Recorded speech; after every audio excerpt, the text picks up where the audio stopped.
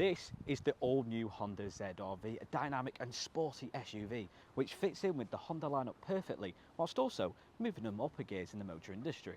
Because the Honda ZR-V really epitomises what Honda are about, providing driving experiences that have the driver at the forefront of its plans, by giving them freedom in their mobility. But what sets this car apart from its market rivals? I mean, Honda already have the CR-V, the HR-V. Why add another SUV to their lineup? Well, the Honda ZR-V has a much more sportier stance than its HR-V and CR-V counterpart. In essence, this is a Civic SUV. It's got performance, it's got style. On the surface, it seems like the complete package. And in this video, we're going to delve a little deeper into the all-new Honda ZR-V. But first, let's talk about what's on the surface and that all-important design. Because this all-new SUV has a very premium look to it, in the fact that it has that very typical SUV front grille, which has been missing for many years on the Honda range. I think they've really missed a trick with not putting a grille like this on the CR-V or HR-V. It gives that sporty look whilst also feeling a bit Jag-like. It feels that higher end of the motor industry. I mentioned in the intro about how the ZR-V could catapult Honda up the motor industry. Overall, it's very sleek, stylish design, and I think that front grille makes it stand out. The rest of the car is bold, sleek, and very much signifies the sporty SUV. The ZR-V comes with 18-inch alloy wheels across the range with a variation of designs. At the back, and that sporty SUV stance is very much in full flow. It's a very nice rear end. Sounds rude, but you know, we'll carry on. Has them chrome elements along the middle and down the rear bumper. Has dual exhaust, which I don't think are real, but who really cares, to be honest? It does look like a good back end of a car. You have the massive rear lights, also with that eHev logo, which we'll go on to later in the video. Now, one thing that really does add to the premium feel of this car is the fully electric tailgate. And what this reveals is 380 litres of boot capacity, which for a mid-sized SUV, it's decent, it's not amazing, it's not the end of the world. It's a very practical space. Now, one thing that is very practical about this car is the specs, because like many Honda models, the ZR-V comes in three spec tiers. You have Elegance, Sport and Advanced. Now you start from just over the £39,000 mark and fall just short of the £43,000 mark across the specs. Now, it is nice to know that Honda are sticking with their values in providing a nice driving experiences for all passengers, for the fact that you get adaptive cruise control and wireless CarPlay as standard. When it comes to the higher specs, it's only really a difference of the nice perks, the panoramic sunroof, the heated steering wheel, the nice little added extras like the wireless charger. So yes, it is nice to know that Honda are keeping their spec levels pretty simple when it comes to that. They all have the same safety features and all provide the same performance. Because all three specs of the new Honda ZR-V all come with the same powertrain. That consists of a full hybrid system with a 2-litre petrol engine and a 135 kilowatt battery. Now, this system can actually travel up to 621 miles, but that's the official recorded mileage. However, when I hopped in just before, it's got a mile range of 745. That is because this has excellent fuel consumption and is very economical. This has up to 50 miles per gallon. The full hybrid system in the Honda ZR-V means that you've got a long way to travel. And a travel which is surprisingly a lot of fun. You know, you look at a car from the outside and yes, it is a sporty looking SUV, but you're probably thinking Honda SUV, it's that typical, yes, it's a nice driving experience, but you wouldn't necessarily say it's thrilling. But when it comes to the ZR-V, you get a completely different story. You get a 0 to 60 time of 7.6 seconds and 315 newton meters of torque. But to be honest, it feels much quicker than that. It's a large car, and it feels like it drives like a little hatch. You know, the way it accelerates and pulls out of junctions. I mean, I mentioned earlier in the video about it being essentially a Civic SUV, and you get that in essence.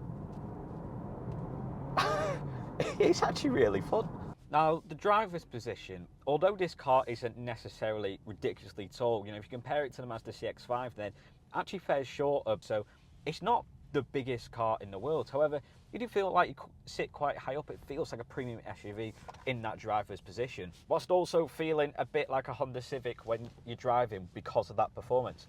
It's a bit of a strange, it's like best of both worlds. Now, when it comes to safety of the ZR-V, and well, Honda and safety are two words that really do come hand in hand, because it's the area of the motor industry that Honda excel at. You know, one of their key, almost mottos when it comes to creating a motor vehicle is that they provide driving experiences for all, no matter what, providing nice driving experiences in essence. And they do that with the ZR-V because all three trim levels come with the exact same safety features, which, let me tell you, is a lot. It's too much to reel off every single one. However, this car comes with reversing cameras and sensors. It also comes with hill start assist, hill descent control, lane keep assist, that adaptive cruise control that I mentioned before. Take my word for it, it's got a lot. If you don't want to take my word for it, then have a look on the Honda website and you'll probably be able to see for yourself. In terms of drive convenience, and this is a very practical car, the mid and top spec comes with wireless phone charger, and all three specs comes with that wireless CarPlay, so you're not having to faff about, you know, with cables everywhere. Once you've set it up the first time you get in, then it's an absolute doddle. You get in, whack your CarPlay on, sorted. Easily accessible infotainment screen. Your driver's display, although has that sort of retro feel with them digital dials, it is all digital, it's customizable. You can put your phone, you can put your radio in the driver display, easy peasy, lemon squeezy. The clamp controls are all their own individual dials. You have the faff about the infotainment screen. Yes, bonus points for Honda there. Hate clamp controls infotainment screen, does my head in. So glad they've gone back to old school. You know, this is quite a mid-size SUV, and the way it handles round corners, it feels quite a small car, in the sense that you don't feel encroaching over the lanes, you don't feel like you're going to bash into anyone. Turning circle's great, it's really easy to handle around corners. Overall, pleasant driving experience. This car also comes with smart keyless entry, so leave your key in your pocket and just simply open the door and make way into a very premium interior. Now, one thing I do like about the ZR-V is it's a very classic Honda interior. You know, the layout of the automatic gear shifter, the styling of the seats, especially the styling across the air vents, it screams Honda. It's nothing really revolutionary. However, I feel like it's been really ramped up a gear with the design of the centre console.